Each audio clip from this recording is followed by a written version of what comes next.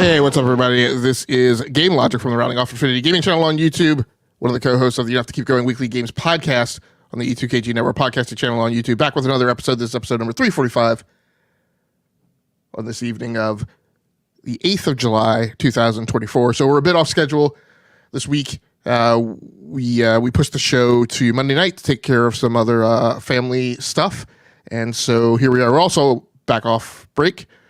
DBQ and Tao did an excellent show last week. If you didn't catch that, it is posted up on the YouTube channel, so you can hear them talk about some indie games that they've been getting into, as well as a battle royale and a few news items from last week. Here with me, as always, I'm here with my fellow partners in crime, my cohorts, Mr. DBQ Hams. How you doing, DBQ? I'm doing well. 4th of July holiday weekend, so we're pushing it a little bit, but that music, I feel like I'm either flying around like Superman or I'm at the end of a Dragon Quest finale there. So it was good inspirational music to get us ready for this night. And here with me, as always, I have my other partner in crime, Mr. Tao Master 99. How you doing, Tao? I'm doing well, and I was going to say it feels like I was in a Disney movie just now. Maybe a Disney Infinity game, kind of around there. Okay. Well, unfortunately, I'll have to look back at the rundown. I don't think we have any JRPGs tonight. It could be mistaken. We've had a ton of them over the last few weeks, but not tonight. Let's go ahead and get started with the rundown with segment one, our main GX stories. I'm first up in the queue tonight, and I will be talking about XDefiant. So I onboarded to XDefiant last night. I had finished up Megacopter earlier in the day. We'll be talking about that a little later on tonight.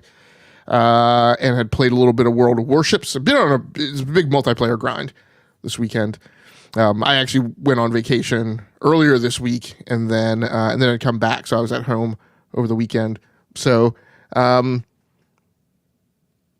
got into XDefiant. Season 1 dropped last week, which was why this kind of hit my my radar as far as my potential new game that I was going to get into. There were a few other games that I was looking at, but at the end of the day, I went ahead and decided to go down this road, as I've been looking for kind of a replacement in batting order number 2 in my games as a service multiplayer games since I've kind of backed out of Halo Infinite. So what I tweeted out earlier today was that I liked the game. I had a good time in it. Not a really good time, not a great time. I think my biggest takeaway for this game, and it's because, I mean, part of the story here. Hey, what's up, Otacon Ocelot? Drop it into the chat. We appreciate you coming through. Thanks for keeping up with the change in the drum beat as we moved to a different night, and I was so bad about not putting that word out last night. And I say this because part of the tale of the tape for me in this game is that I am an Ubisoft stan. Like, I play almost all the Ubisoft games. I know that they have their detractors and they have their things that they don't do well, but I often give them praise for the things that they do well. The things that they do well are the types of things that, as a gamer, are the things that appeal to me. So my major thing with XDefiant is identity. And what I need the game to be, what I want the game to be, is I don't want it to be the anti-COD, right? I don't want the game to be, like, there's a lot of design choices that I see in the game that I'm like, was that really, like, their intent? Or were they just trying to not do what Call of Duty did? I feel like so much of the game was like putting Call of Duty up on the left-hand side of the whiteboard and saying, okay, let's not do that. Let's do something different than that. Which, look, they're the 800-pound gorilla in the room. I get it. They suck all the air out of the room. I get it. So there's a part of that that's just kind of inherently going to happen. And I'm maybe a little forgiving of that at the beginning, but at the outset. But like, as time goes on, like, they have got to find their own identity. They can't just be the not COD. And an example of that is movement. Like, movement in the game, I feel like doesn't feel great. Like, it feels a little hitchy. and there's some things in the movement that I don't like. Like I don't like mantling in the game. It feels too cumbersome, but not in a way that's deliberate. It feels like it's just cumbersome just to not be caught. Right? How much of it does it feel like older COD? I remember like the dev was out there talking about, how they're trying to go back to a faster movement that COD was at one point, right? Does it feel like a rollback to some of those, advanced warfare, kind of the late teens of COD? Could be, but I mean but my recollection in that is because I didn't play like a lot of the I stopped playing multiplayer in Modern Warfare 2. And so like Ghosts and Advanced Warfare, Infinite War, all that stuff, I only played the single player. So some of what you says kind of like some of what you say kind of rings true in how it sounds, but I'm just not absolutely certain in terms of how that dynamic played in multiplayer. I don't know, Tao, are you kind of familiar with that? Yeah, I mean, I had played pretty much all the CODs up until the reboot of Modern Warfare. So I played Ghosts, I played, all those other ones. I wouldn't say it's like those older ones. The movement to me feels a little bit, not totally, but a little bit kind of like now I lost the game. I forgot what the game was. The Respawn Battle Royale game. Can't remember what it's called now. Apex. Apex. Apex, okay. Yeah, it kind of reminds me of Apex Legends a little bit. It's not as like slippery as kind of like Apex is, but I kind of got that feeling. It does feel slower to me than the CODs. I mean, CODs are usually pretty, they're pretty quick. They're pretty fast paced. So yeah, that's how I felt the move. Because I don't think I ever got a chance to talk about XDefiant, or if I did, it was like a while ago, so I don't remember. So, yeah, that's where I kind of came down on at least the movement side of it. Have you stuck with it since you onboarded in the preseason? I jump in every once in a while. I kind of jump off just because I don't like those game modes, like domination and hard point. They call it something else in here, but there's stuff like that. I don't like to play by myself. Well, with randoms, I should say by myself, but I don't like to play with randoms. Hot Shot was the only one I ever played, and that's like the kill confirmed ish game mode from Call of Duty. When you pick up the dog tags or whatever they're called in here, medals or whatever. It does give you a little bit of a buff once you get, I think 4, I think it is, or 5 of those medals in a row. You can move faster. I think you can even shoot a little bit faster, maybe a little bit stronger. But on the map, you can be seen by the enemy. Like they know where you are at all times when you're like the king or whatever they call it. So yeah, I kind of just played that. So I've kind of, every once in a while I'll jump back in. I've been wanting to jump back into the season 1 to see. I think they added a new class, I believe. They added a new faction, so like the GXXP faction, I think they're called. Okay, yeah. So, and to be honest with you, I only picked the first class is you can pick. That's the only one I've ever played. I haven't even played the other ones, which that's kind of nice. Like you have that different feel, I guess, with kind of that hero shooter.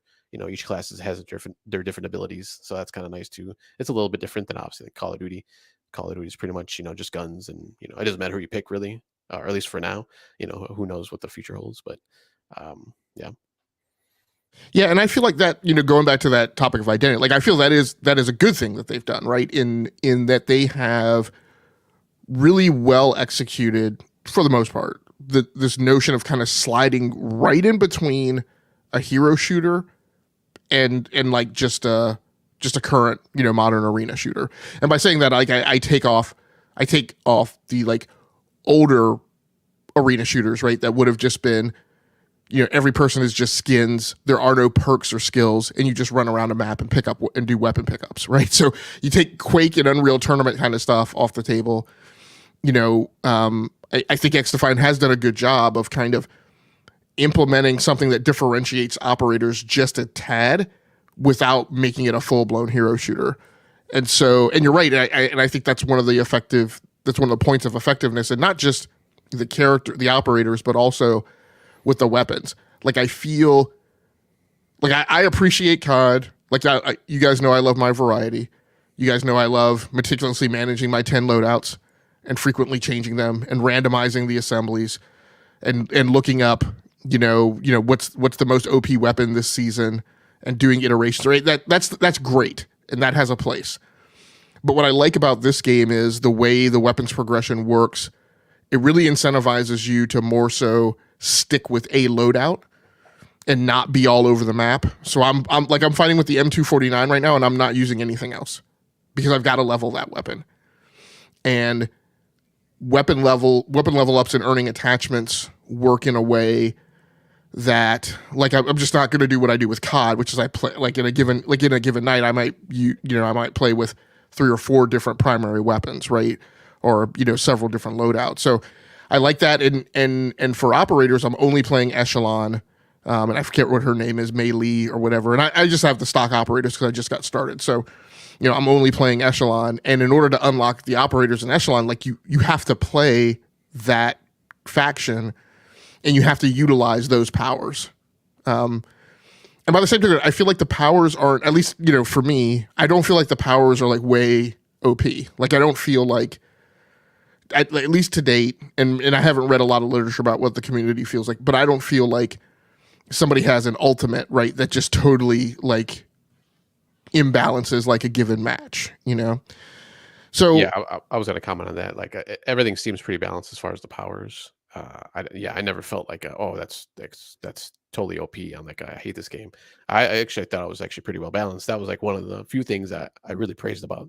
Excuse me, I really praised about the game. So, and even in most of the weapons, I mean, I never really got like torn up by anybody, just because they had a certain, AR or, submachine gun or something like that. So it was pretty good. Although I think I've only still unlocked maybe one of the other ARs or maybe SMGs. Like it seemed that was kind of slow. Maybe they've bumped that up now with season 1. The progression seemed a little slow.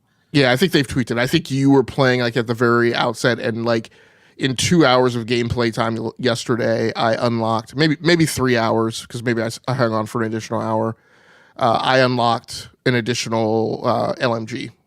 So unlocked an additional LMG and unlocked the proximity mine right in the equipment. And you had to get through base challenges to get to those. So I think they have tweaked that formula in the earn a little better.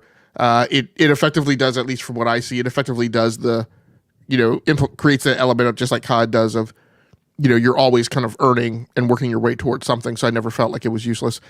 I think the biggest thing for me too, so the game needs to earn a little bit more of its own identity.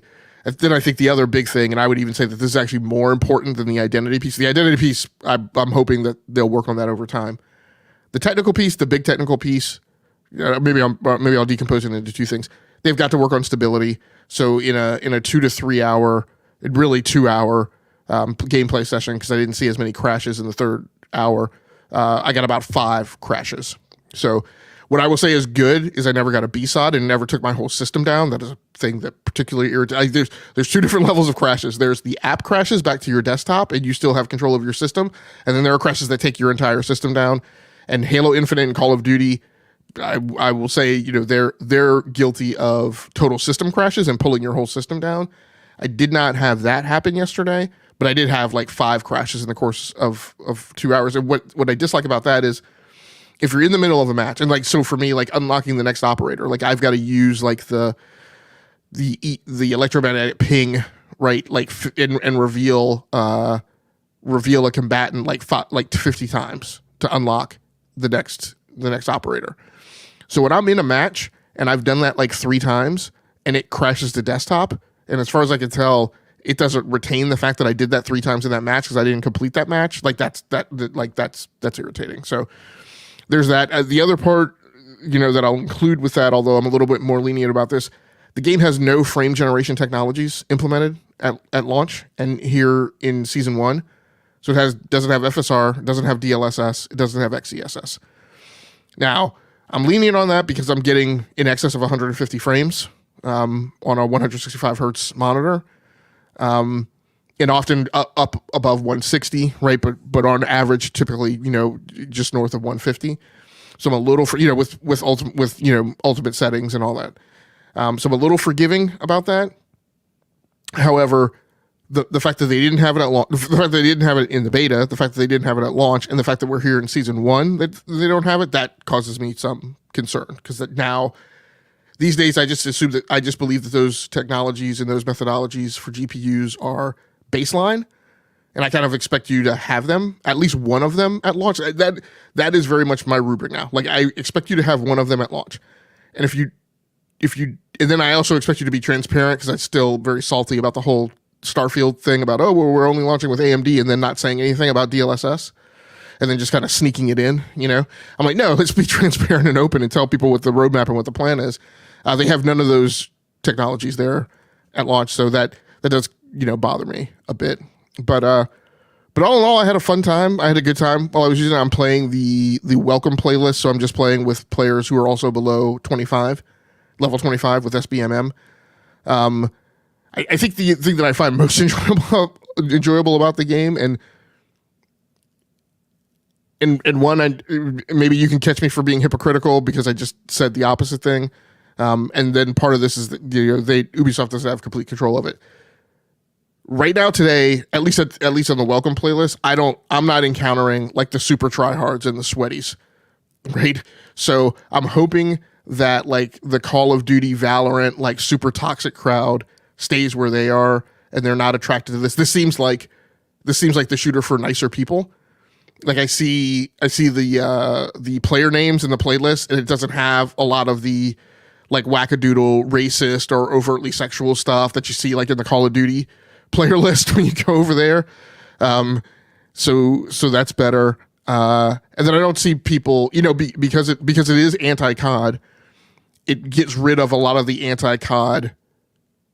I'll just mess, right? Let's see. Like I didn't see a ton of people camping.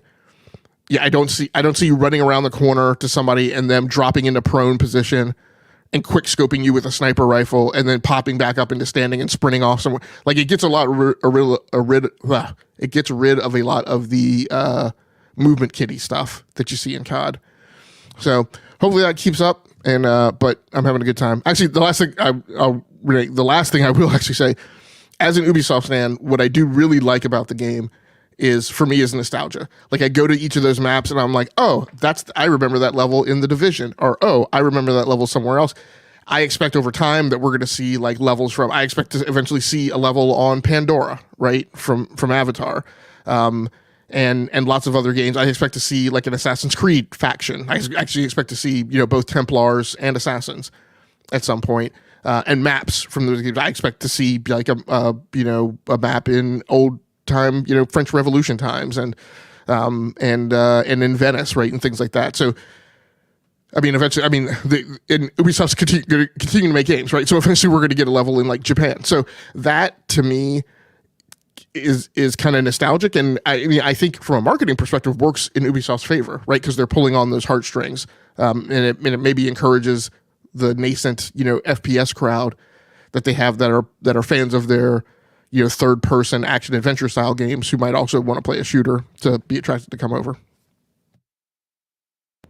Do you think because they're pulling in all these IPs though, it's hurting them a little, and not because of the gameplay and stuff like that, just because, hey, they got Ghost Recon, they got Splinter Cell, and people are like, I'm not gonna even play that because that's not a Splinter Cell game. Why is that's obviously not Sam Fisher. It's whatever, an echelon, generic person, or generic, not generic, but, just like one of the regular, echelon people, and they don't want to play it. So, they're not even going to try it. And there's probably a lot of people out there like that I've seen that, hum and ha and about that. Do you think that's part of their issue and part of their identity problem, is because they're trying to cater to all these different IPs instead of doing something like, what's their melee kind of medieval For Honor kind of, instead of doing something like that where it could have been just an original thing like that, or because it was trying to be a COD, they had to do something different. They had to bring like characters we actually know, and obviously Call of Duty, we know these characters like Soap and all these other guys, but these are like different IPs that they're pulling in. I don't personally think so. And I hate to sound judgmental about, what I'm hearing, but, you're asking me to render an opinion.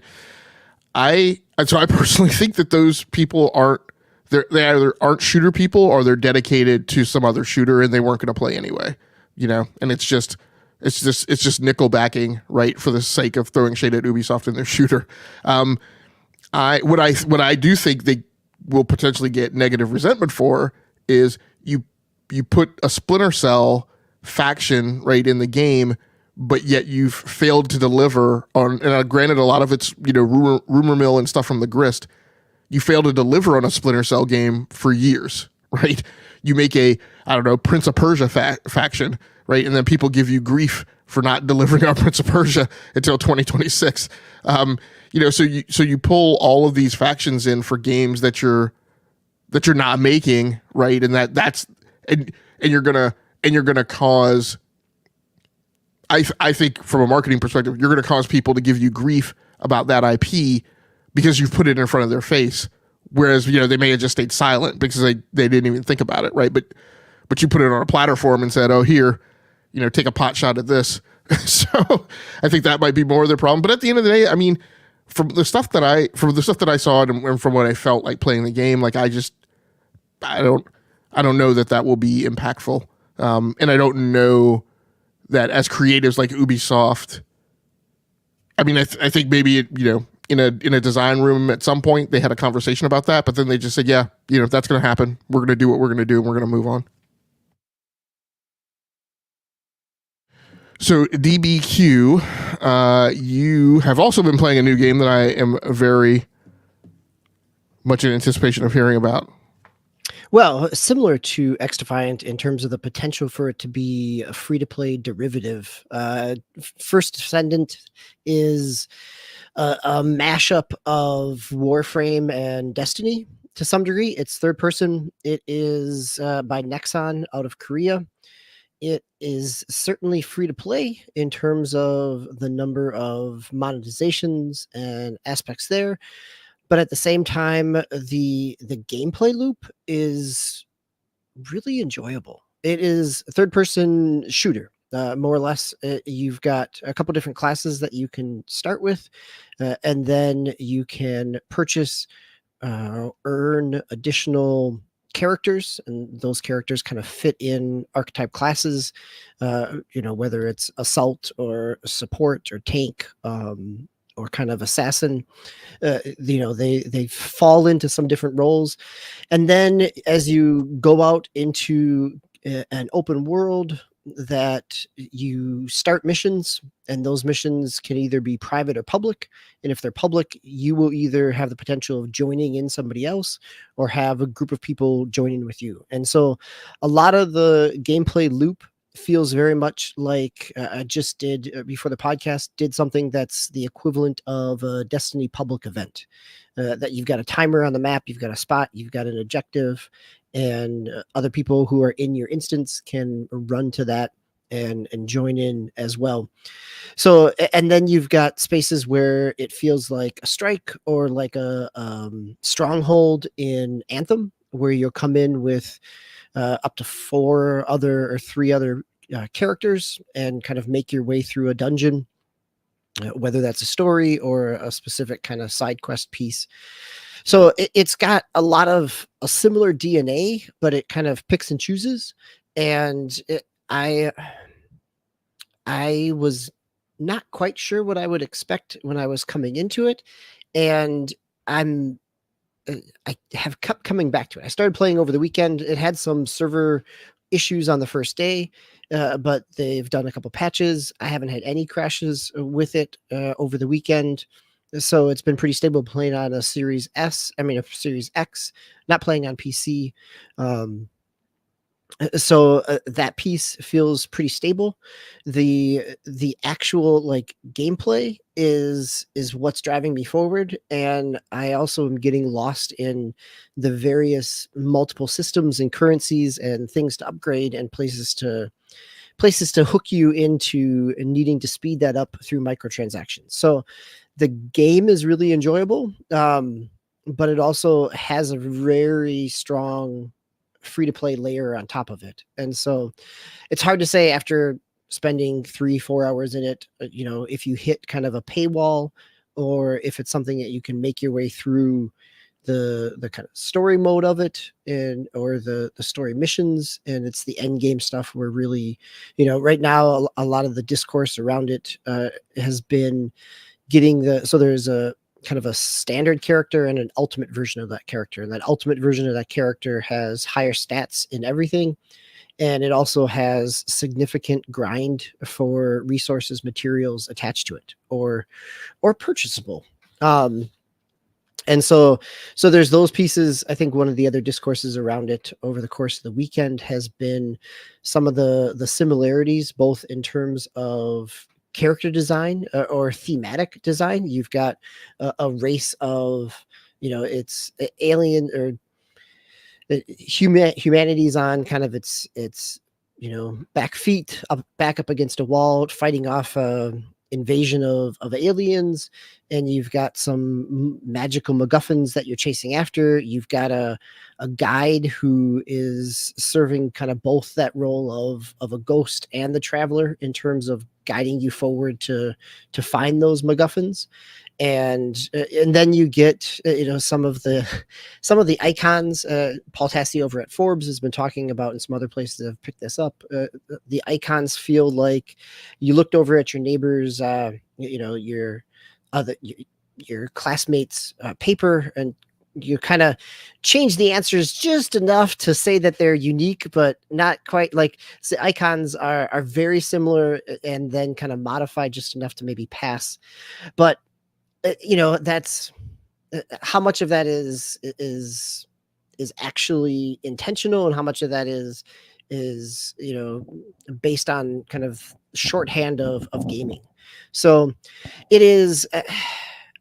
I'm enjoying it when I play it, and I'm also, as I'm playing it, it's satisfyingly empty. Like, it fits that kind of loot grind, Diablo-esque in a third-person action game, but it also makes me think about all the other kind of loot shooters that I could be playing as well. Like, makes me want to get back into Destiny. It made me look up Outriders again, and get, because of the third-person aspects of it.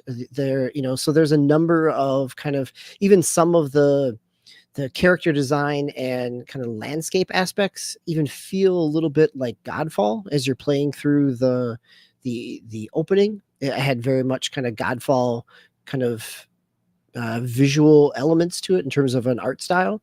So, but it's such a mixture of it has enough gameplay to hook you, which is exactly what it's trying to do, but I don't know that it does what it's trying to do any different or better than other games in this genre that have already been out there and either have been successful or have struggled out of the gate or down the road, right? Like, playing the dungeon with three other people certainly brought back playing a stronghold in Anthem with the three of us and one other random person, right? Like, the movement, the fighting, there's a lot there to enjoy. And then it becomes a question of, do you stick with something like First Descendant because it is new and you're out of the gates and you can be in on the ground floor and kind of learn those systems and grow with it? Or does the free-to-play aspect of it turn you off enough that you want to go back to those games that are more of a complete package as a boxed product that you purchase once? And if you could pick up, Anthem for $4 or Outriders for $10 on the Steam sale, do you get just as much enjoyment out of that kind of leveling and grinding and movement and action as you would out of First Descendant?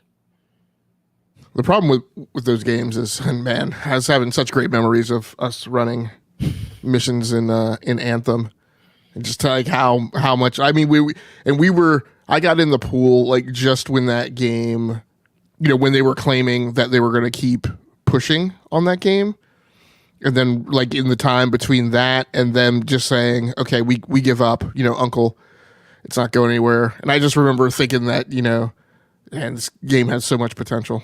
Man. Yes, it certainly did. Yep. Wistful. Yeah, I think Nate's comments in the chat of free to play makes him extremely cautious. Certainly, I think it's also one of those where because it's free to play, it makes it easier to kind of bounce off of. Like there's not an investment in it. Like, oh, well, and this is where I come to that comparison of other games. Like I've got some of those games that I've purchased over the years sitting in my library. Should I just be playing those and not having the temptation of, oh, well, if you just put down $5 for the starter pack or $10 for this upgrade, like, do I get anything different out of it? But at the same time, it brings me right back to the earliest Destiny times of kind of running around in a shared space, that kind of randomness of grouping up with strangers to take on a mission, or to have the kind of stumble into a public event together. Like that's always been in a PvE type of co-op shooter space. That's always been an enjoyable activity for me. So one of the things, and again, lots of people will do revisionist history and Nickelback on Destiny 2 today. But whether you liked it or want to admit it or not, there was a long period of time of world building around Destiny. Really, that stretched from OG Destiny through, I would say. I mean, I don't know that it ever really stopped. Right? No, there's a ton of world building that goes on in Destiny, right? Yeah. Like in Destiny 1, a lot of it was trapped up in your codex and your gun lore and other kind of print materials. But over time, with all the different seasonals that they've done, they've told a lot of kind of breadth and depth to kind of expand out the world, not just kind of the core traveler story. Right. I'm sitting here wearing the Game of Thrones shirt tonight, yet again, reminiscent of world building. One of the things that I feel like you only tiptoed across very lightly is lore. And at the point where you said, you were being immersed in, I think you wound up going in the direction of mechanics, and I was expecting you to say lore. What's the lore doing for you? Is there sufficient world building there? You mentioned getting it on the ground floor. And we see what Destiny 2 became. Bungie was happy, as we've often mentioned on this podcast, to allow people to like dip out of Destiny and dip back in. But what became problematic over time was like if you missed chunks of that story and you're like, what? We're friends with these guys now? When did the Cold War end? Like what happened? So, I mean, what's your feeling about like what that's doing for you and how much potential that gives for the game and its longevity? Actually, can I ask something real quick before you answer that? Yeah, please. Kind of like to clamp onto that. So not only with Destiny, but like Warframe, I have no idea what's going on in Warframe, but the gameplay itself is just fun, like doing the missions and stuff like that. Like I don't even know if there is I know there's an actual like story, going through there. But so I guess my question is it more like Destiny where they did build up, or they built up at the beginning and they're trying to build up, or is it more like Warframe where they're kind of just like throwing stuff out there? Well, to me at least, like I said, I haven't, I didn't follow Warframe nearly as close as I did Destiny. Is it more like Warframe where you kind of get lost and it's more about okay, I'll just do missions and get cool weapons and stuff. Yeah, no, I think in some ways it feels a little bit of both, right? Like there are specific story missions that do drive kind of a central narrative. I think the overall kind of world building that they set up with the kind of, you've got 3 factions to some degree. You've got a big bad that's after the same stuff that you are, but then you also have this kind of alien race in there as well. And they do, like, I see a lot of potential for the world building. There's a lot that they could be doing. Because of the kind of destructive nature of it, of kind of the kind of long-standing fighting that's been going on. It feels that's where some of the Outriders themes feel as well.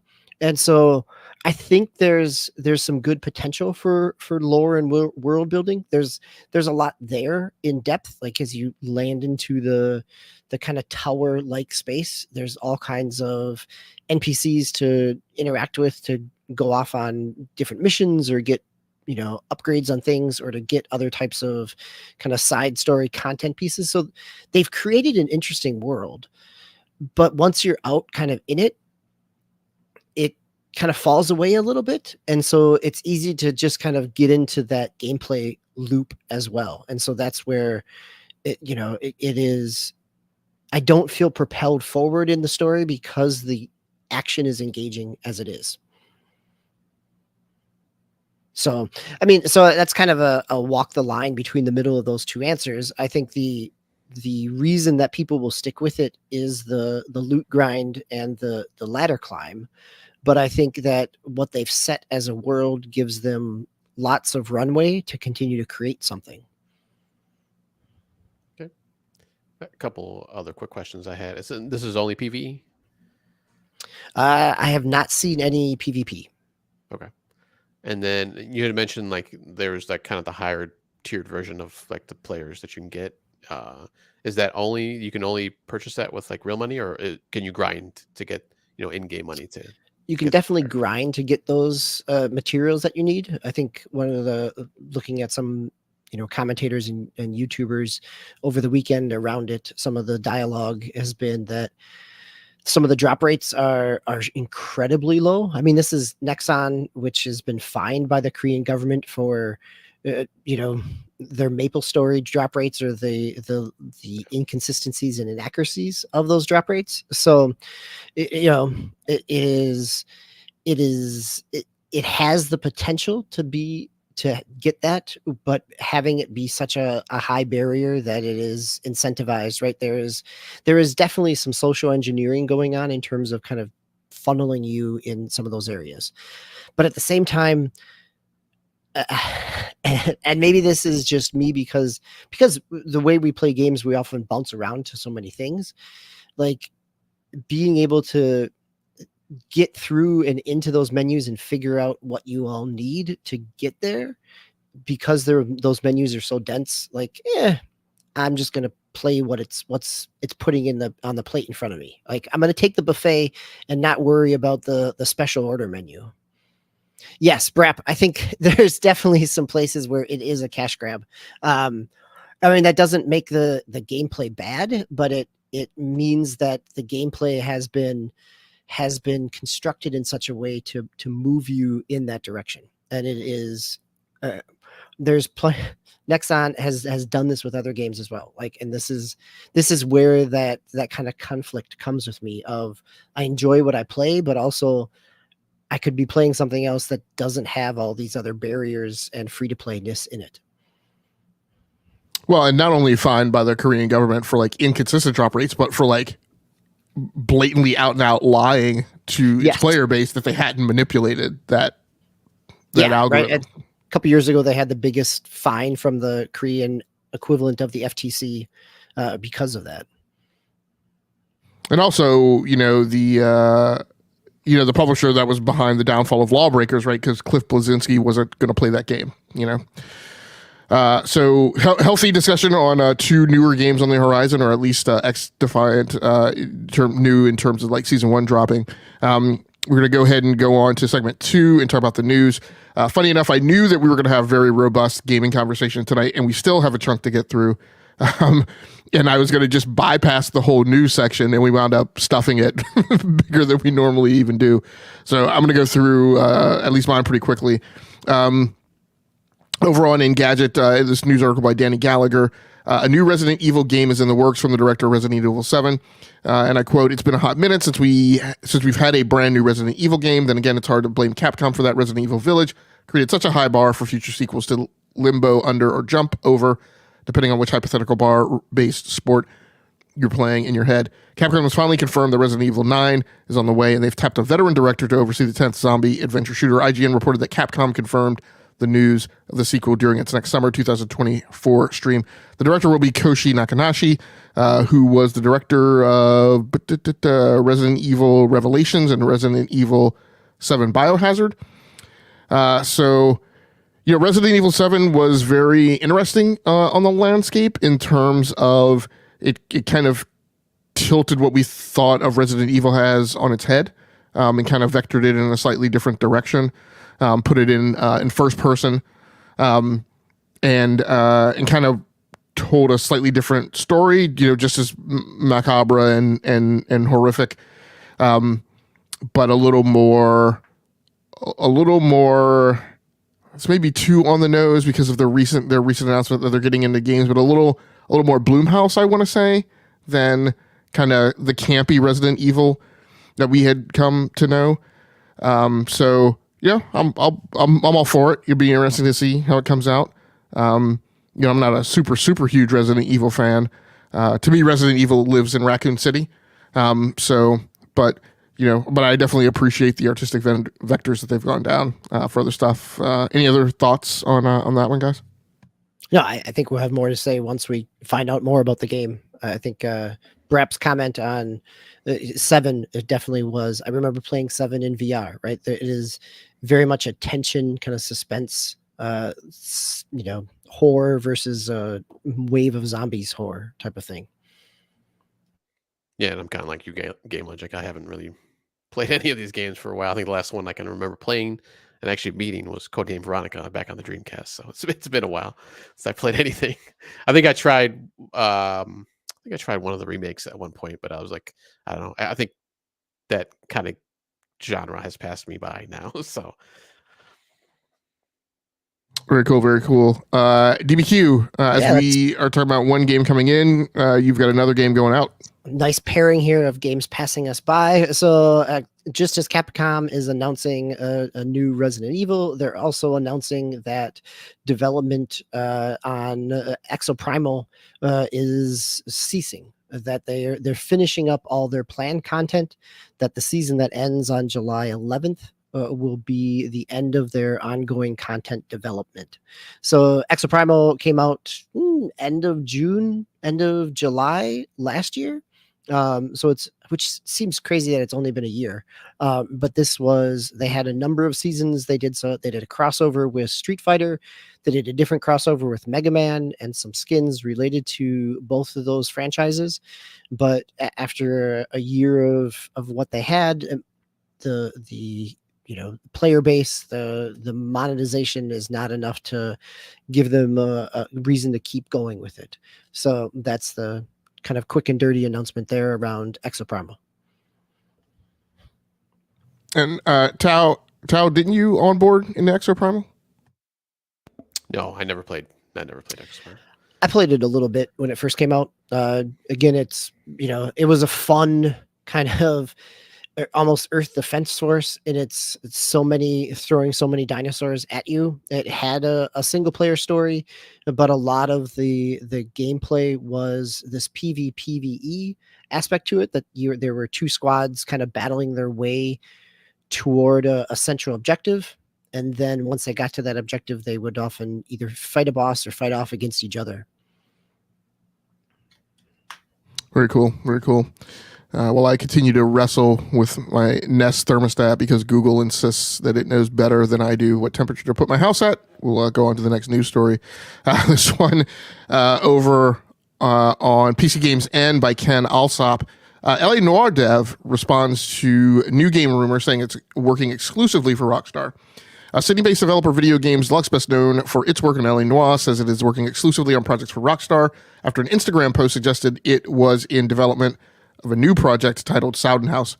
The studio, founded by Team Bondi head Brendan McNamara after the original team's closure, also worked on virtual reality spin-off LA Noire, the VR case files. So the story goes on and mentions how some artist working on the soundtrack posted something talking about something that the studio was working on. What the studio claims is that, look, we were working on that project as a game in the past. We decided that we wanted to pay out the artist to finish the contract work, even though we're not necessarily planning on putting that game out. It was supposedly like a chapter of LA Noire that kind of got dropped on the cutting room floor. But like they said, they wanted to pay the artist out for the contract work that she had been set up for, but doesn't have firm plans on releasing that game. Supposedly what they are doing is they are working on a game for Rockstar that they announced in 2020. Video Games Deluxe confirmed it was working on a new AAA open world in VR title for Rockstar. Now in a new post shared to the studio's LinkedIn page, the studio shares a statement addressing the Sound House rumors. So supposedly this game, like I said, 2020, it's 2024. You would think probably about now is about when we're going to getting close to probably hearing some more firm announcements about what they're doing with this game. Be super interesting to find out if this game is coming to PSVR 2. So I don't know what the plans are. This could be a meta game. I know Tailmaster, you talked last week about several meta games you were playing. Good to hear that you're using the PC cable link now. Good to hear you're getting that extra performance into the headset through your, powered by your NVIDIA GPU as well. Yeah, quite honestly, I'm kind of disappointed that they're working on a VR title. I would actually like to see like a straight stick sequel to LA Noire, or even a spiritual successor. But that is what they're working on for people who did like the LA Noire VR version. Something sounds like something akin to that is in the pipeline. Any comments? Okay, I guess I've got the next one as well. This is probably one that's slightly more interesting to me. This one over on Eurogamer by Tom Phillips. Next BioShock developer ramping up. More than a decade on from the release of BioShock Infinite, a team working on a successor is now ramping up. That's according to senior cinematic designer John Spoonhour, who took to LinkedIn to highlight more than 30 positions now open at 2K Cloud Chamber, the Montreal-based studio tasked with crafting a fresh entry in the beloved BioShock series. The baton had been handed to this studio, which I guess was stood up and created because Irrational Games, or what had become, were they relabeled to 2K Marin? I think. But the studio, and I'm now the name is BioShock a Molyneux thing, or do I have? BioShock is a not Warren Spector. That's Deus Ex. Nope, it's coming out of System Shock area. Ken Levine. Okay, yeah. So 2K Marin, I think, was the BioShock 2 team. Okay, so whatever his original studio, maybe they were still called Irrational Games. They were something weird. They weren't necessarily dissolved. It was kind of like they decided that they were done and that they wanted to move on and do something else, and then they became like a new studio, which is now working on another game that's similar to BioShock. Yeah, Ken Levine left. A few other top people at the studio left, and 2K kind of kept the name of the studio and some of the other employees there and had them working on other stuff. Yeah. So this is interesting, for people who were big fans of BioShock. Obviously I'd love to see what comes out of this. You've also got Clockwork Revolution cooking over in the Xbox studios. So could be that we're gonna get some BioShock type content rebooted and coming out. A 2021 report suggested Cloud Chamber's take on BioShock involved a fictional Antarctic city set sometime during the 1960s, roughly concurrent with the events of BioShock 1 and BioShock 2. One of the things this reminded me of was your guys' conversation last week about System Shock. I actually, I'm the one with revisionist history. I think gaming historians have revisionist history around System Shock and System Shock 2, because I think when we talk about BioShock, I think BioShock has its DNA roots going back to System Shock 2. And I feel like there's a big difference between System Shock and System Shock 2. Like, I feel like System Shock and System Shock 2 are almost like two different games. And so kind of the RPG elements and the powers and stuff like that are kind of similar in BioShock, I feel like go back more to System Shock 2. Because I bought System Shock Remake on Steam and I played it, and I hadn't played the original like you had, DBQ. And I played it, and I was like, wait a second. Like, this is nothing like System Shock 2. And I have very fun. Because System Shock 2 was like one of the first PC games that I played when I came back to PC gaming in the 2000s. So anyway, System Shock 2, BioShock, all that stuff of that fair and ilk, being worked on by, this developer. So hopefully we will hear more about it soon. Any additional comments? Yeah, I think with some of these, it's good to know that there's a potential something on the horizon. I really want to see more of what it is before being able to speak to it. Yeah, we're all drowning in enough games to play, so I'm not holding my breath for any of these things. If they come along, great, they'll come along. Tau, speaking of a game that I have but have just never gotten myself around to getting into. You've got a news story here about a genre that I often throw shade at. Yes. Some news on Escape from Tarkov. Yeah, it's another one that, or I played other games like this, but I've never actually played Escape from Tarkov yet. It always interested me, but I just never had a chance to pick it up yet. Which, interestingly enough, you can only buy on their website. There's no Epic Games or Steam or anything like that. You can only buy the game on its website. So I always thought that was interesting. But in the recent update, I believe it just came out last week. During the July 4th week, they implemented a bounty system, basically cash bounty system, not real money, but in-game currency, where if you report a cheater and that cheater is actually banned, and gone from the game, you get some in-game currency. Now they haven't specified how much that will be, or even like what the process is. Like I'm assuming, you go to a website, you report the name and what happened and all that. And I'm assuming someone, reviews it and and makes that decision. Ultimately the decision to ban them or not. But I was trying to look at I looked at the patch notes, I should say, but I didn't really explain like how the whole process worked, other than kind of giving like the website you can go to. So I just thought it was kind of interesting that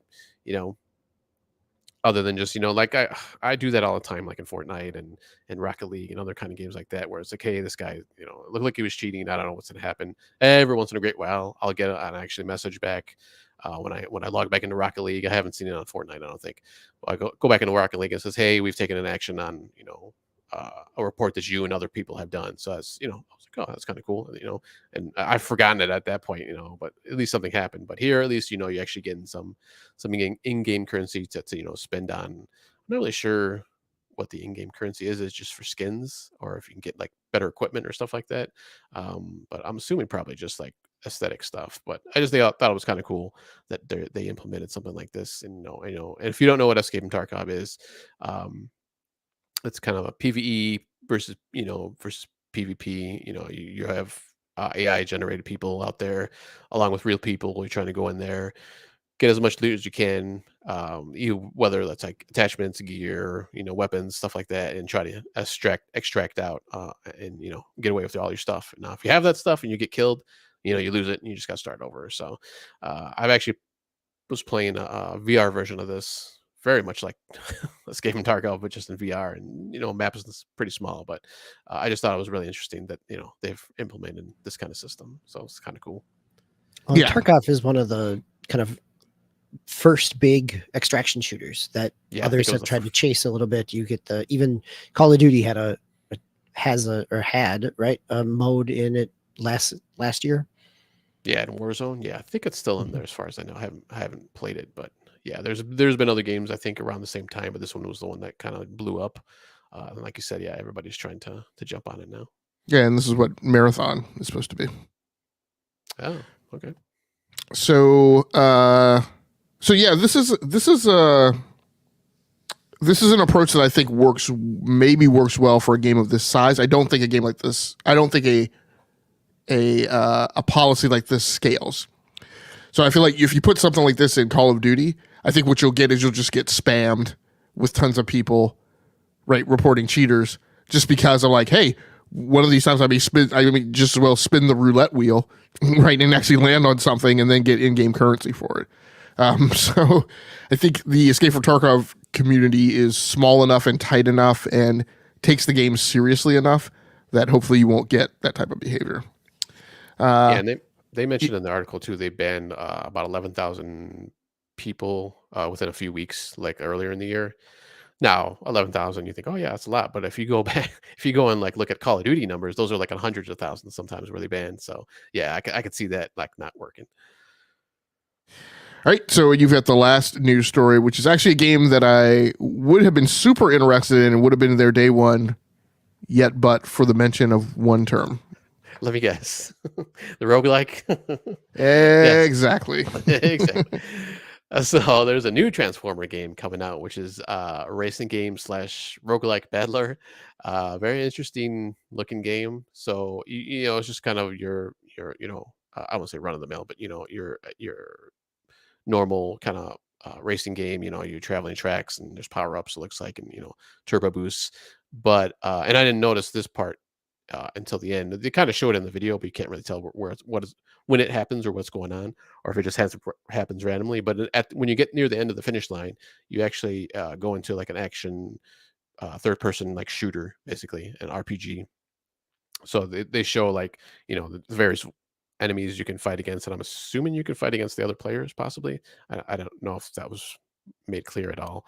I didn't see it in the article or in the videos I've seen. I think they've only had the one trailer so far, but so it turns into that, and I'm assuming as you lose, you can you go back and you'll get better gear and stuff like that. But there hasn't been a ton of details on that end of it, but yeah, it was just, I mean, it seems interesting, I guess, but kind of weird too. Like you're gonna go through this whole race, and maybe you're first the whole time, and then you're gonna go into this roguelike action sequence. So it's kind of weird, I thought. Also, the other thing, when I first saw this video, I was like, oh, okay, this is probably like Switch or mobile only. But no, it's only console and I think console and PC. So all the consoles, yeah, I think even Switch was on there, because graphically it very much looks like a mobile game. That's what I thought it was going to be at first, but it's just consoles and PC. So I'm assuming, I don't know if they mentioned here if it's going to be crossplay or not, but I would think if it's on pretty much everything, they're probably going to do it. So, but could be. I mean, this is an Outright Games production. So Outright Games has a lot of kind of licenses, or that they do a lot of licenses. PJ Masks, they did the Bluey game, Paw Patrol, Jumanji. They did a couple years ago. They did the Transformers XCOM like game. Last year there was a Transformers Earthspark game that kind of has the same kind of graphical style, so they're probably using a similar engine. And they're really hit or miss. Like the Transformers XCOM game is a pretty solid kind of entry level XCOM. They did the Star Wars Prodigy game based on the animated series. It is very much kind of more focused at a younger audience in terms of its gameplay. So, and it's been, they've had some good concepts that haven't always, like they did a Fast and the Furious one based on the Netflix cartoon that never really did not resonate and was not a real well-produced game. So it may sound, to me, it sounds interesting on paper, but I'm very hesitant because of the studios behind it, the publisher behind it.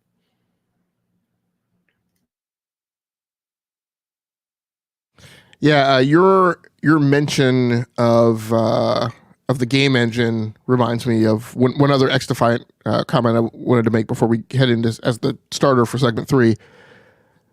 I wonder a lot of whether or not, like, they are using Snowdrop for this, which is the game engine from Massive Entertainment. And I'm like, why didn't you guys just do a shooter using the Division 2's engine? Like, a third-person PvP shooter. Like that, when you talk about an identity and something like grounds players, I'm like, why not use, in the creative director, I think, or maybe the technical director has talked about how, Snowdrop still needs work on it, like to be leveraged effectively for, a first person shooter. And I'm like, well, I don't know. Given that, they have a lot of locales that are from the Division 2, but that was just an idea that crossed my mind. Isn't the Division 2, doesn't that use Snowdrop as well? Because it is massive. It does, right? But I mean, it's so. But they've taken Snowdrop and done an implementation that is not reusing, right, the source code from from the Division 2. That's what I'm saying. Like, why not have just taken that game basically and modified it into a pulled a Telu Factions kind of, rendition. But I don't know. It was just an idea. So let's start off talking about a little bit of mobile gaming here in segment 3. And we'll start off with Tal on GTA 5, who always plays his Steam Deck in handheld mode. Wait a minute. Before I get into my games, I want to clear the air here. What did I say last week with your Steam Deck gameplay? No. I just wanted to clarify, right, how I use my Steam Deck. So, the reason my Steam Decks are, really the main reason I have the stands and the main reason I have them connected to an external monitor is so that when I go to the Steam Deck desktop, when I get out of the big picture mode and go to Linux, then I don't want to do that on right on the small tiny screen and hunt and Little peck. gamepad. That's fair. Yeah. That is Yeah. a challenge. I want a keyboard and mouse, and I want to be on a standard desktop setup.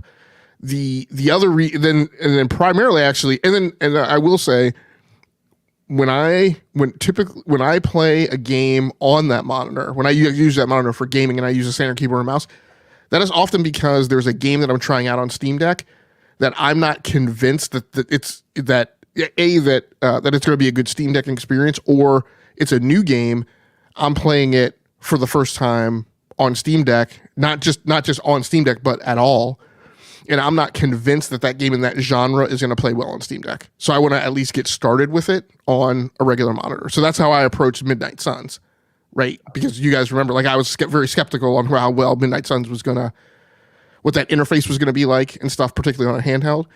So I was like, and remember when I've talked about the Nintendo Switch, right? I've said very often, like, problems with like Divinity Original Sin and Civilization. It's like, if you don't know how those games are supposed to play from the PC version, it's very difficult to pick it up right on a super tiny screen where, you don't really know what you're doing and you're trying to figure the game out and the tutorials are really small. Like, so that's how I primarily use it. I will use it. And then the third reason why I use it in the cradle with a standard controller, which you guys were talking about yesterday, the reason I do that is typically if it's a racing game that requires a high degree of precision, and I do not like the ergos overall of the Steam. Like, the ergos of the Steam Deck controls are something that I tolerate. They're not something that I like. So if I'm playing something like a dirt rally game or something like that requires like a high degree of precision, I will often put it in the cradle and use an external controller. Not just because I prefer it, but also because like my hands will cramp up, like, and get tight, and become unusable. Like, while I'm in a short amount of time, and I can play longer, like, with a regular controller. Yeah. No. Yeah, I understand that. Yeah, I have that problem with the Switch, actually. Actually, the Steam Deck seems to be a lot better for me. I think because of just the size. The tiny Joy-Cons kind of get to me after a while. But anyways, so the first two, or the couple of games that I have here, the first one is actually, I forgot to mention this, not only last week, but I think the last time I was on before that, I jumped back into GTA 5. I don't think I mentioned this. And I was playing on the Steam Deck. I had it on PC maybe for the past year. I had bought it, I think sometime last year, I believe. And I was playing with my friend online. But then I was like, you know what? I still, after all these years, I still had never finished a story. And I don't think I've ever finished any story from a Grand Theft Auto game. So, like, all right, I'm gonna do it on Steam Deck. So let's have a Steam Deck. So loaded it. I had to go through third-party software because I had to load Rockstar's. Well, actually, no, I'm sorry. I did do it through Steam. It still loads, I guess, Rockstar like in the background or whatever. Their launcher. So I was able to do that, and I've been playing just through the story mode right now. I haven't played online yet. I haven't tried it yet.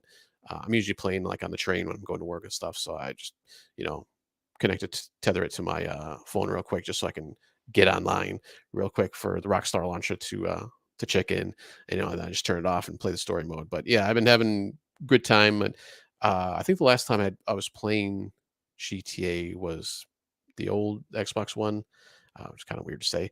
And I started that, and I actually jumped back on to my Xbox GTA 5 just to see where I had stopped. And I was like maybe a mission past that on Steam Deck now. So I never got that far either on that one. So I don't even think I've gotten to the third. What's the third guy you get besides Michael and Trevor? Oh, Trevor's the one that you get third, I think you unlock. But I haven't even got to him yet. So I'm kind of still working up to that. But I eventually want to try to get through the story. I know they're not really that long as far as I've read. So especially this one, I think this one was one of the shorter story lengths, I believe, as far as gameplay. So I want to just kind of keep pegging away at the story mode and just get that done with finally. Very cool. DBQ, any questions, comments?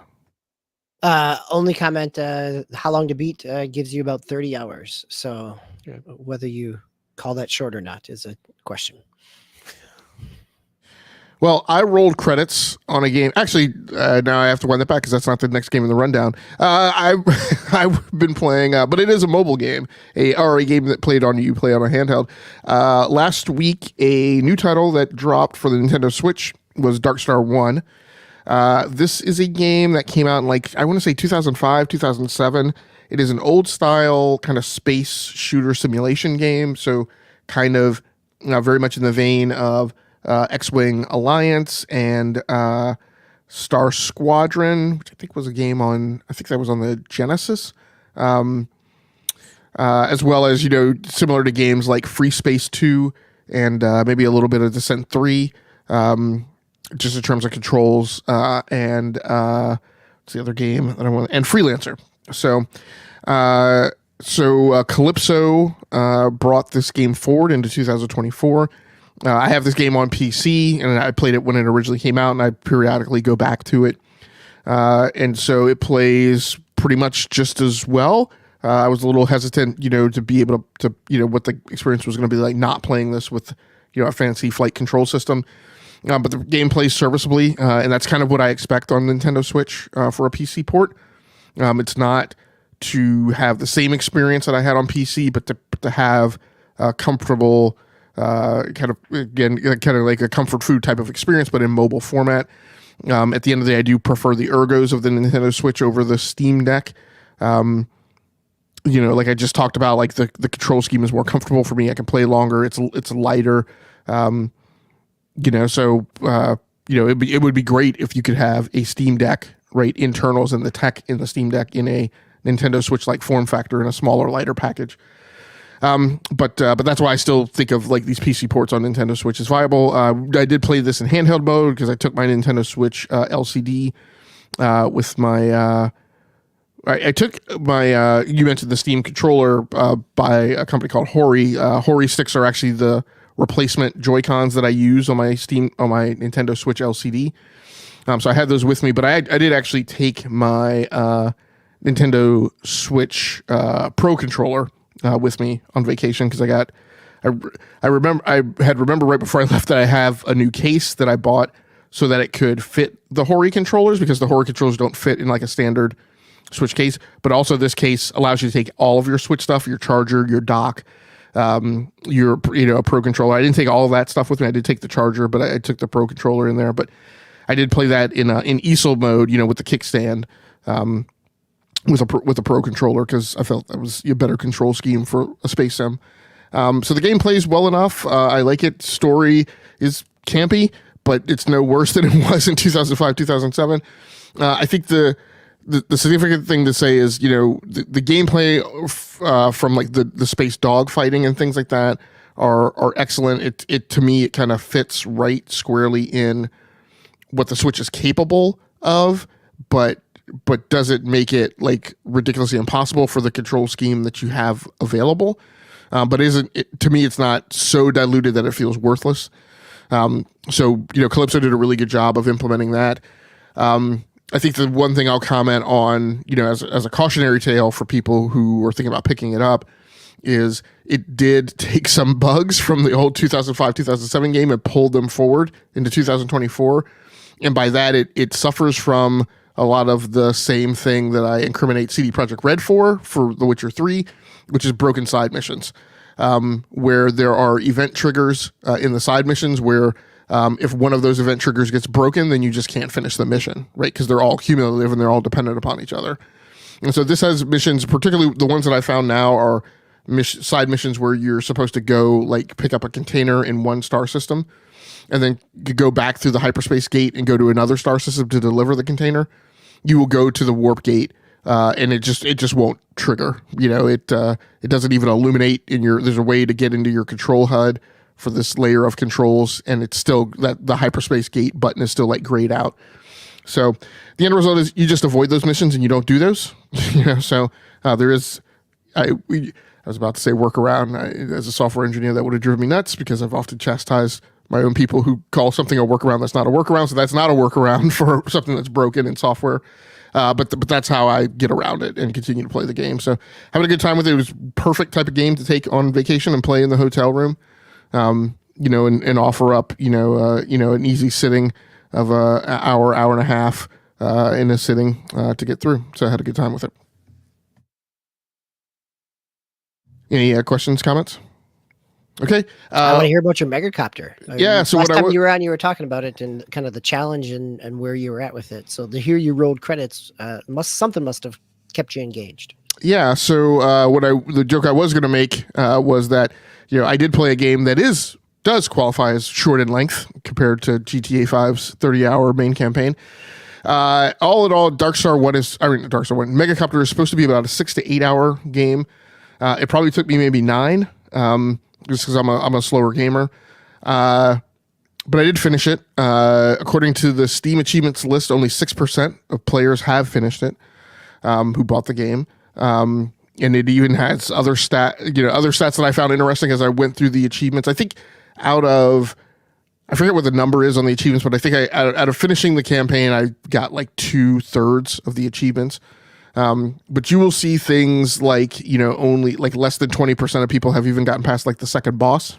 So, and I don't think that's a necessary testament to the game being hard or a bunch of, banner waving, by me about finishing a game that seems to be hard, but is more about was hard enough that people were just like, yeah, this is not worth like my time. Like I'm not getting enough out of it to warrant, sticking with it. What kept me hooked was, and I talked to Brap about this a little bit earlier today. I think my approach on difficult games is that, there's got it for me and my personal skill set and like the things I'm good at games. And I've just considered as like, we've kind of been exposed to a lot of this Elden Ring controversy over the last couple of weeks. I've had to consider I may just not be good at third-person action adventure, like melee combat style games. Like that may be a particular skill set vector that just I'm not personally great at. And because there have been other things that I haven't been great at, right? That I worked at, and got good at them. So, and I did finish a game like Doom Eternal, right? Which I groused about and will still grouse about to this day, right? But looking at that Steve, I was given cause to go back and look at that Steam achievements list, and I'm like, only 30% of Steam users have finished that game who bought that game. So it's not a matter of me not liking difficult games. It's that they can be difficult, but I have to be able to see enough of a window of a glimmer of light to feel like, okay, if I push, eventually I'm going to get this, right? Either by skill set or just by pure dumb luck and timing, right? So that's what it was for Megacopter. The other thing that kept me interested was, and I need to pull the thread on, I don't know if this game has New Game Plus. I really hope it does, so that you could start the game with all of your unlocks and like progressions that you've made. Like what would happen is I would go into a mission, I would pick up lots of pizza coins as much as I could. And then that would allow me to upgrade my copter. And so every time I bolted like an upgrade or a new thing onto my copter, I was like, I think like the flight sim person in me, like the flight sim, space sim type person was like, okay, let's see what this thing does now. Right. So I wanted to take it out and test fly it, and then, you go into a mission, and sometimes I would tell myself, I'm just going to go into a mission. I'm just going to fly around for 5 minutes and see what these new weapons feel like. Right. But then you're like, okay, you've destroyed a few things, and you're like, well, I may as well just keep going and not have all that time being like a waste, right? And a sunk cost. So that's a lot of what kept me going. Quite honestly, if you do have the game and you do stick with it, quite honestly, the last boss is not the most difficult boss. So there is a little bit of that, which I've always kind of liked in a game. Like I always kind of like, okay, if you surmount like the second to last boss or the third to last boss, right? Like finishing the game is actually easier from then on. There are a few games that I've played that are like that, and I definitely appreciated that. There's still some just crap, right, in terms of like stuff they implemented, and I'm just like, this is ridiculous. There are bosses that like light cactuses on fire, cacti on fire, and cause like flame plumes, so that like while they're filling the air with bullet hell, and you're avoiding that, and they've got like drones and other aerial combatants coming in to help them out. Now on top of that, you're trying to avoid these flame plumes that are like across the screen, and I'm like, come on, man. So thankfully my family was not here as I finished like the last hour or so, because it was quite loud and violent down here in the studio. But I did finish it. I no way I'm going back and playing that again, unless I said, I gotta find out if it's at New Game Plus. But overall, again, if you are a Desert Strike fan, I think it's maybe worth you going back for that nostalgia. It doesn't lose the mission, right? For that, it understands the assignment from that perspective. Totally cheesy story. I think there are, just for being a junior dev team, there are things in there that are like like you put an upgrade on, they tell you the upgrade does this, and you fly the helicopter, and you're like, that upgrade is not doing what it says it's doing, right? So I think there's that. But I think overall, at the end of the day, if you're just looking for like some arcadey, again, kind of Desert Strike kind of action, it definitely accomplishes that, and you'll wind up having a good time with it. DBQ, wow, you have also been playing. We may have to relabel this section as like the handheld gaming section. Yeah, pretty much everything's been handheld in this section here. So for the sake of time, I'll hit these relatively quickly. Paper Mario and the Thousand-Year Door. So this is the remaster that came out on Switch back at the end of May. It is Paper Mario and the Thousand-Year Door. It looks great. Playing on handheld in the OLED looks it is one of those where it looks the way your mind remembers it. Your mind remembers it as this kind of cartoon, and now it has the vivid colors and the definition to actually kind of live into that versus what it looked like in 2004 when it came out. Playing on TV looks really solid. There's a few quality of life pieces, but not anything that I've seen that are real drastic. Granted, I never finished it and never got any further than the first couple worlds within it back in the day. So I'm kind of making my way through it. This is one of my GameFly for $1 for a month type of games. So whether I stick with it or send it back, and I think if you've played plenty of Paper Mario and Paper Mario likes over the years, a few years ago, pre-COVID, I talked about Bug Fables, which was very much Paper Mario Born for Bread, came out last December, which hits into that kind of same Paper Mario, that idea of the kind of timed combat that the Mario RPG series kind of hangs its hat on. So it's not anything drastically different from that. It's still got the same amount of charm. It still has the incredibly lengthy dialogue and kind of slow pace of a game that it did before. So it's a great way if you've never played it and that's a genre that interests you, but otherwise it's not really doing anything. The remaster doesn't do a whole lot different than if you bounced off it back in the day, but it's nice to have it on a current system. And then the game that I thought I would be in my top of the rundown in games that I played most this week was Zenless Zone Zero. So this is the Hoyoverse, the makers of Genshin Impact and Honkai Star Rail. And Star Rail I played quite a bit of. This is their newest game. It's out on mobile, Epic, and PS5. It's got kind of third-person action combat. You've got characters with a different number of classes and in those classes they have elemental abilities and also kind of factions. And so if you're in a party of 3 and you've got multiple people from the same faction, you get some buffs. The different elementals will impact enemies in different ways, but the combat is light, heavy, dodge, and you can kind of parry with a dodge. Or one of the neat mechanics is you have the ability to switch between your 3 characters during combat. And if you, instead of doing a parry with a dodge, you could do kind of the parry with the swap mechanic, which will then kind of trigger an additional combat and additional attack if you time that right. Hero Down Under, it is pretty good. I'm loving the combat. It is not nearly as much combat as I would like. Like I could just live in this kind of fast-paced third person kind of character action combat. It's really fluid. The world itself kind of feels this mashup of Splatoon and The World Ends With You in terms of its kind of pop culture-y aspects. It ends up being you're doing, and this fits with the mobile piece. Like in addition to the combat, which certainly feels better with a controller, you've got some kind of puzzle elements to it where you're navigating along a little grid, and you've got some kind of puzzle aspects there that kind of move you in between missions or in between the combat areas. And then you've got some almost not quite life sim, but you're building some relationships almost, I've heard people compare it to kind of Persona aspects of, you've got kind of a day-night cycle, you've got some relationship building.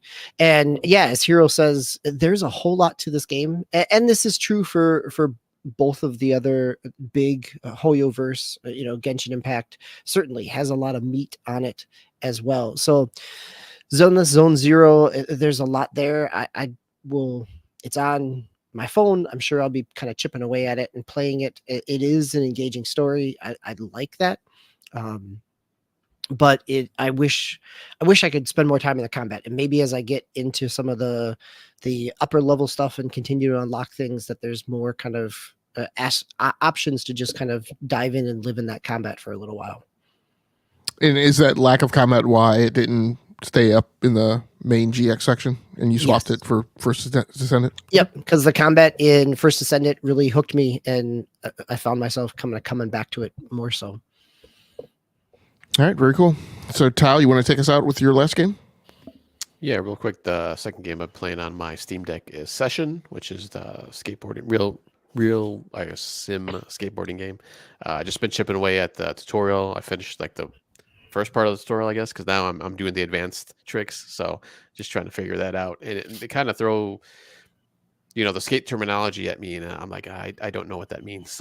Like I got to do a switch manual. Like I don't know what that is, so I got to look it up. And so I'm kind of going back and forth between my phone, trying to look up stuff and figure out what that is. So, and just other terms that they throw at you. So they don't really hold your hand in that area. So you got to know what you're doing. But it's fun. Like I said last week, reminds me of Skate 3, a little bit more simmy though than even Skate 3 was. And I'm assuming the new Skates probably looks even more, kind of more actiony, more Tony Hawkish. But this is definitely, a real skate sim. So you gotta know what you're doing. Like I said, if you're going for a grind or something, you can't just you're not gonna snap to it. You gotta time your jump correctly and make sure you got the height that you can clear it and get on it, even because even if you touch even a little bit of the rim or the front of the rail or something, you're gonna fall and flip over. So you got to do it again. So just going through that and just having some fun with that.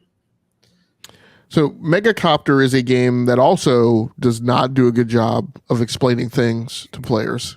Like, why is this pizza bounce house not open to receive these pizzas that I have to deliver under a timer while other people are shooting at me? So that is a negative for that game. Is the fact that stuff isn't explained to you in session negative, or do you feel like that for that game it's part of its charm? Yeah, I think it's part of its charm. Like I said, I don't know some stuff. There's some things I do, obviously, from playing skate and Tony Hawk all these years, it kind of gets to me. But they get real technical sometimes. But it's not too bad. Like I said, I just jump on my phone and look something up real quick, and I'm like, oh, okay, that's what they mean. So it's not too bad. Alrighty. So for what's up next for me, I have started playing out some additional time in Baldur's Gate 3. I think I spent a lot of the first 15 to 17 hours in that game not worried at all about the story and progressing the storyline, but just overly engaged with the combat and options and taking very long drawn out times, considering all of the tactical and strategic considerations and options in combat, which I say I'm going to be better about and push through the storyline. But I'll be continuing to play that. I didn't talk about it tonight, but I have been continuing to play, Call of Duty in Season 3 and over the double XP weekend, and continuing to pick up, my play of World of Warships. That's kind of like my 4 gas rotation right now is now COD, XDefiant, World of Warships, and War Thunder. So I'll be continuing to play those as well. DBQ, you got a sports game coming up? Yeah, so New Star Games, the Retro Bowl, Retro Goal developer, Retro Star GP, has a tennis game coming out this week. So just learned about it today, and given the amount of time that I've sunk into those other retro games, I'm very much looking forward to seeing what the tennis, what their spin on tennis is. So, in Tao, you're going to be getting into a game that's dropping this week, isn't that correct? Yeah, you guys talked free-to-play games earlier, and now this will be my free-to-play game I'm going to be playing, which I didn't realize was free-to-play, is Once Human, which is an open-world survival game. And this was one that I didn't get to mention during our Summer Games Fest because they showed it on there. Just kind of this weird looking, like you're on Earth, but there's like an alien infection invasion that happens, and like you see like these weird like combinations of animals or plants and inanimate objects. So you like see a house in the background. It's got legs and arms, and it's walking, down a field and stuff like that, and just all those other weird creatures. So I'm gonna jump into that this week. Yeah, this game is not. I guess it's not on my watch list. It's not on my Summer Game Fest watch list. It is on my watch list for next week. And if I hear some really positive buzz about it, I may be picking this up as well. So Yeah. For Here Down Under, I believe it is just PC. I don't think it's on consoles as far as I've seen. At least not right now, initially.